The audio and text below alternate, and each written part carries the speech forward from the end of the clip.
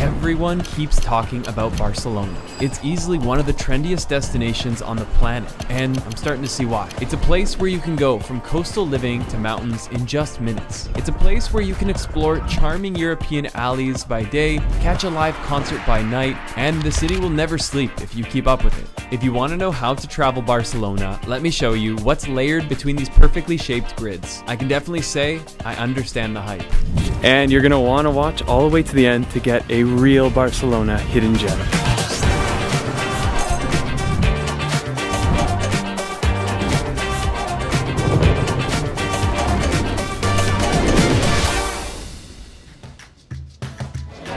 All right, it is time to start our trip in Barcelona with a little hidden gem. Not many people know about this place.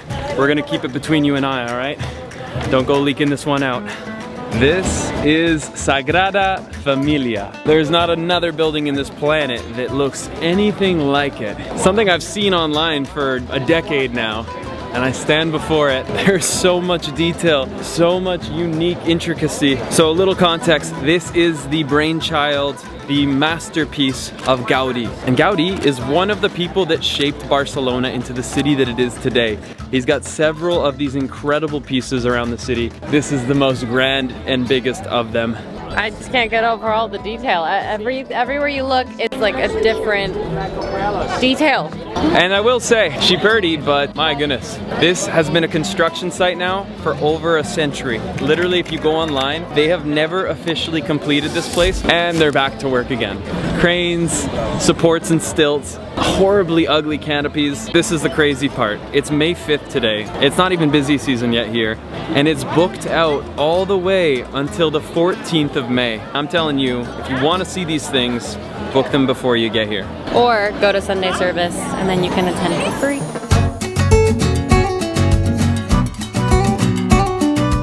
Barcelona just has something about it that you don't get in every European city. First of all, tons of greenery, but also a lot of style. There's got a bit of a gothic kind of grungy touch to the city. Where we're gonna take you next, you'll get a bit more of the grungy Barcelona. This is one of the places designed by Gaudi. There's a few of them in Barcelona. This park bench was designed by Gaudi, and he designed this place. But this one, we're actually gonna go inside. So I'm not the museum type, but I'm so glad I entered here because this is so for me right now.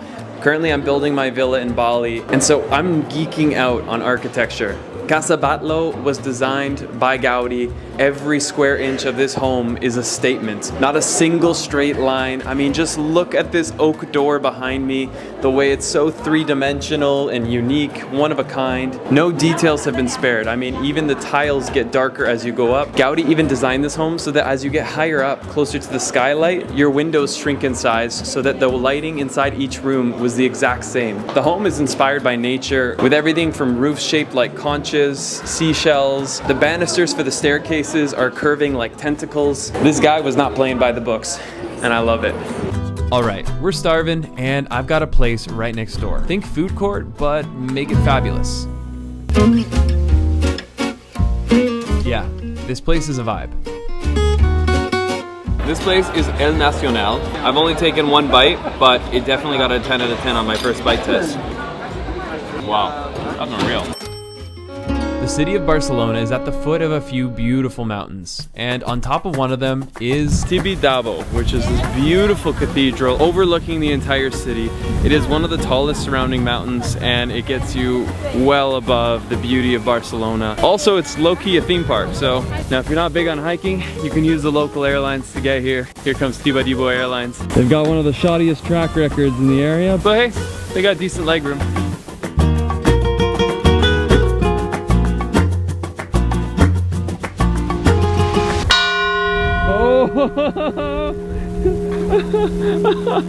I got that on video. The moment of terror and panic. You okay? Oh, no, I'm not okay. I'm traumatized. Next is a spot I really wanted to see, but it wasn't meant to be. Barkwell is a series of these gingerbread-like homes. I mean, Is it just me? They look like a gingerbread house. Now what's inside the gate is a total mystery, but those who managed to book tickets say it looks like this, and this. We're gonna have to take their word for it because We are yet again empty-handed. We are not getting in here today. This place is booked out for the next 5 days. Every single day. Booked, booked, booked. This is why you watch travel guides. Let others make the mistakes for you. If you show up to Barcelona unprepared, just know that you won't get into some of these places. But the good news is there's so much more to Barcelona than just the highlights. At least I'm telling myself that now. Wait a second. There's hope. The man working security said, we might just be able to get a ticket for in 2 days from now. Come on, fingers crossed. he says the ticket office is up here, but I'm not sure if he's just messing with me. But at this point, I'm willing to find out. Da, da, da, da. We're going on Tuesday. Woo. Gracias. Vamos a ir. Estuvo teniendo un preso a uno que estaba para meter. What did he say?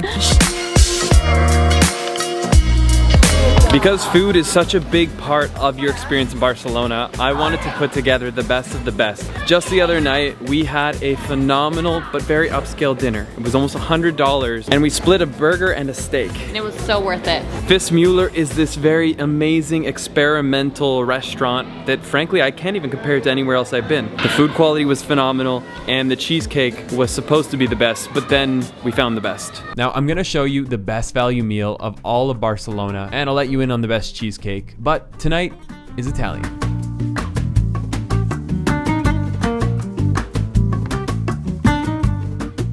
Oh my gosh, so creamy. That I know. pecorino cheese, perfect. So one thing I will warn you guys about is that Barcelona's food scene, amazing, but lower your expectations in service. No matter where we've been, high-end, casual everyday restaurants, people look like they don't want to be there. When you ask for something, they don't want to serve you. It's truly like we're inconveniencing them at every step of the process. Yeah. Everybody's like, ugh. And then they're like, you need to leave, we have reservations. The place is empty. Empty. I would tell you to stay. Thank you. Yeah, upset with you, Harry's. Food was good though. Yeah. I'd come back. Barcelona has a lot to offer, but you wouldn't be getting the full picture if you only stayed here. But luckily our friends Caspar and Alina have been living here, and they invited us on a day trip just outside the city, and it was pretty shocking. Just 45 minutes later, you're driving in these stunning, windy forest roads. It was extra cool that I got to be passenger princess in this beautiful Ferrari. And we left Barcelona. We are in Montserrat, which is this beautiful escape. It's about an hour away by car, and it takes us through the most stunning mountains. But it brings us here to a place that Ruby can so eloquently tell us about. Where are we? I don't even know the name. I don't even know. Montserrat. That's all I know. It's a monastery. The monks used to live here. It no longer is an act. I don't know. That's not a fact. I don't know. Look, this isn't the History Channel, but I can tell you it's gorgeous. These tiny little finger-looking mountains with an incredible monastery that monks might have lived in. We don't know, but it's worth a visit. It is so beautiful in here. It's so grand. It feels like you're on top of the world. We heard that there's actually a lot of nice hikes in this area, so visiting could be more than just sightseeing. Now, easily the most incredible hidden gem in Barcelona is where I'm about to take you next. So, I got out my phone for directions, but I had no data. So, like a salmon swimming upstream, I trusted my intuition. I don't think this is it. This doesn't look like it. I guess you could say we're lost. Hi, I'm a traveler. And one of the most annoying things us travelers face is staying connected when we go from country to country. But, luckily, today's video sponsor has our back. Wi-Fi is not always guaranteed, and connecting to random Wi-Fi networks, risky business. Airalo allows you to connect all around the world. There's over 200 countries you can choose from. This allows you to save time waiting for SIM cards, and it allows you to save the money from roaming fees. It's an amazing solution that over 10 million travelers are currently using, and I'm one of them. As a traveler, it's a no-brainer. Download the Airalo app, and using the code LeBlanc3, you'll also get $3 off your first data plan. Looks like we're connected and back on track. Next stop, wine country. Wow, look at this. Straight from the mountains to the countryside. This is so dreamy. We were just saying that this looks like little baby Tuscany, but You're right. outside of Barcelona. Cheers, guys.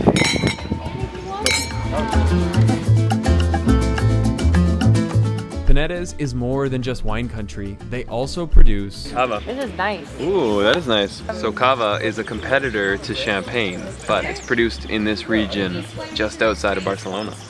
Nice. Am I team cava? Am I team champagne? I'll never tell.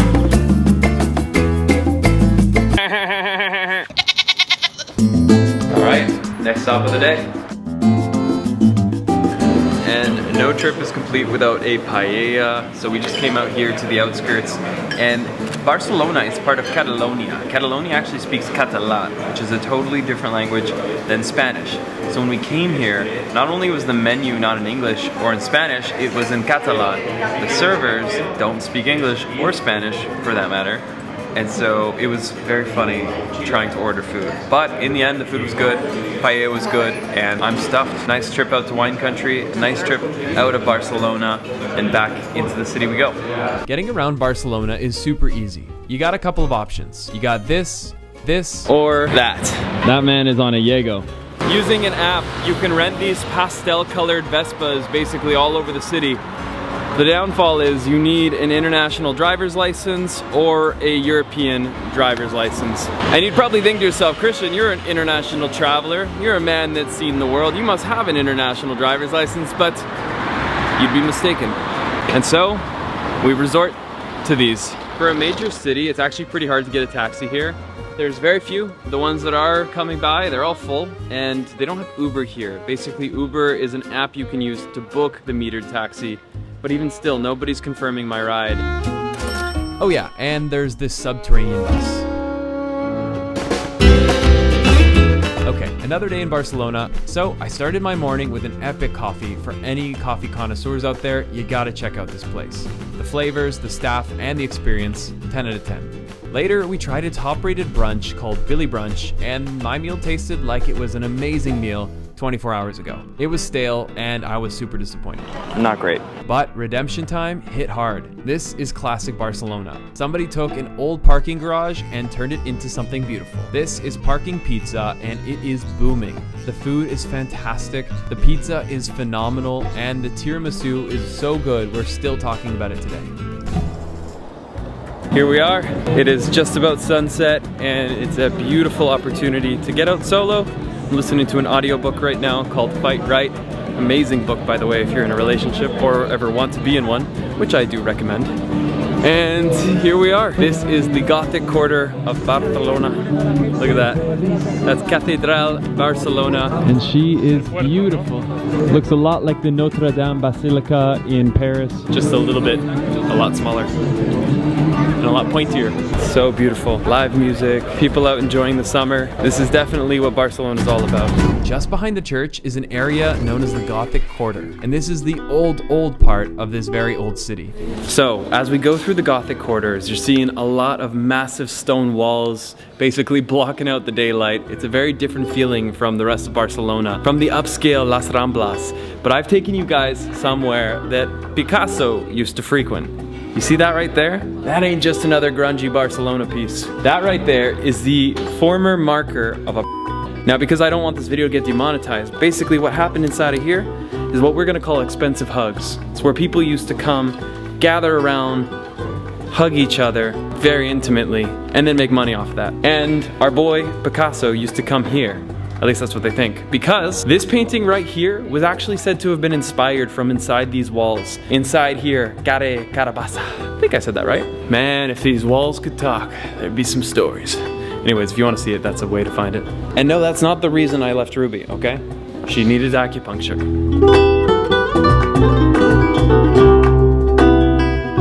Just the other night, we went and saw the great, the one and only, Andrea Bocelli. We had the most incredible night. Seriously, guys, it was an amazing venue, but most of all, an amazing concert. He had violinists, he had dancers, singers. What more could you ask for? That's one of the beauties of being in big cities in Europe. You get that extra oomph of culture, of music. And I mean, just look at that, how beautiful.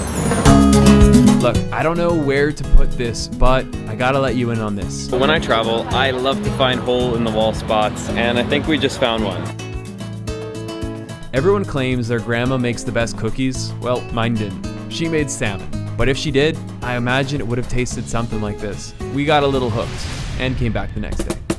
Later that night, we went to a flamenco show, which is not from Barcelona, but is a rich part of Spanish culture. We went here to Palau de la Música, and this is one of the most amazing venues. Lots of tapping, a lot of vocals that are frankly quite unusual, and overall, a greater understanding of Spain. The next Dias. So if you watch pretty much any travel guide to Barcelona, they're gonna tell you to go to La Bucaria, and that is the traditional market. Basically picture old school European building with tons of different stalls full of food. But it's not that you shouldn't go, it's just that we're just kind of wanting food. We want to cut down our costs while here in Barcelona this next week, and when every single meal is averaging around 50 euros for the two of us, it definitely would be nice to eat at home. So we've come to what locals will tell you is the better option, finding your finding your local market, because there's a few major ones in Barcelona. So today we're here at a bit of a no-name market to find some very delicious food. This is where the local Barcelonian, I don't know if that's how you would say it, but the local Barcelonian would shop. I tried this cherry. Good? Bueno? Muy bueno. All right, we're gonna be eating good. Now this is a little hidden gem, but it's my personal favorite chef and restaurant in all of Barcelona. It's Ruby's. And today we took a little road trip, a little outing to get outside of Barcelona and into the beautiful beach town of Garraf. This area is where a lot of the famous footballers live, up in the mountains, in their hideaways, their villas, and it's a much more chilled pace here. Tiny little beachfront restaurants and beaches.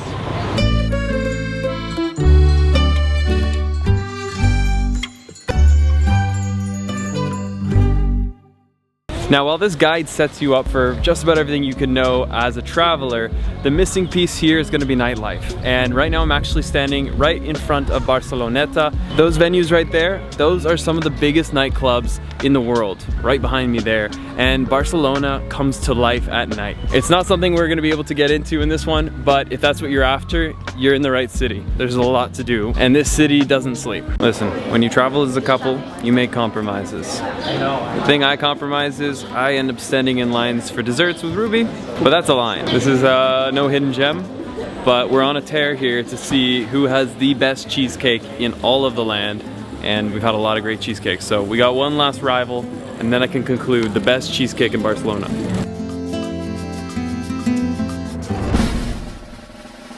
Look, when I have to wait 40 minutes for a piece of cheesecake, and there's no seating, you better believe the expectations are up here. This better be the best cheesecake, otherwise I'm about to wreck John Cake's life. Oh my gosh. I think the other cheesecakes we've had are way better. Sometimes the Instagram trends lead you astray. But you know who would never lead me down the dark, dark road of disappointment? He said this was the best on the menu. We got pork cheek with carrot. He wasn't lying either. That is so tender. This is why you come. Taste buds were exploding, Ruby's eyebrows were dancing. This was a 10 out of 10 meal. And the best value meal we had of all of our stops, except maybe this one. After having tiramisu and cheesecake in all of the different restaurants, the best tiramisu goes to Parking Pizza, and the best cheesecake, Boca Grande. 33 euros each is absurdly good value on that meal right there. Get a rezo at Soma. So you remember 2 days ago when we were rejected entry into the gates of Parkwell? Well, never give up, kids. Look where we're standing. We made it on the other side of the gate. I feel like I got the golden tickets to Willy Wonka's chocolate factory here. These things, hard to come by. Let's see if it's worth the hype. So I think you're starting to see a bit of a pattern here. This is yet again another one of Gaudi's works. This is Brainchild. You can see these very creative structures, and we're just a few feet into the park.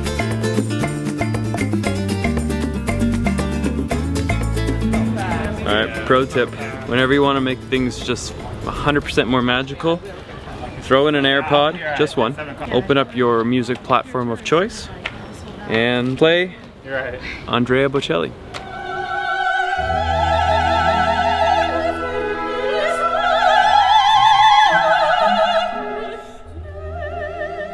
Everything is crooked and poorly finished, I'm starting to think this is just a cover-up. It was built by Spanish people.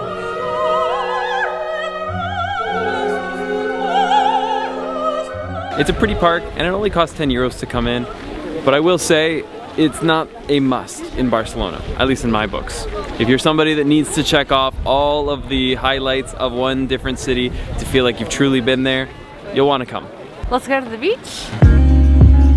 And in my opinion, the thing that makes the city truly incredible is having access to a beach. And this is Barceloneta, the long, beautiful beach that goes basically across the city. And it's actually really pretty. I feel like it's the cherry on top to what makes Barcelona so amazing. You've got mountains, you've got beach, you've got tons of food, amazing European city living. But there's one thing I need to show you before we leave this amazing city and go to Paris. Let's go. So 30 minutes from the beach up into the mountains, we're taking you somewhere really special. A local told me about this spot, so get ready. We're almost there. And we brought friends. We're with our Bali friends in Barcelona.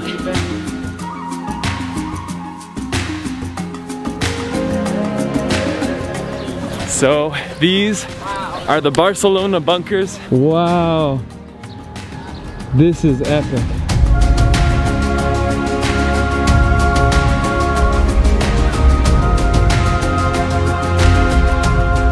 Don't get me wrong, I love traveling cities, but sometimes they miss that grit, that extra little fun adventure. And when you gotta jump a fence, kind of makes it a bit more adventurous. So enjoy Barcelona. Let's get lost again in the next one.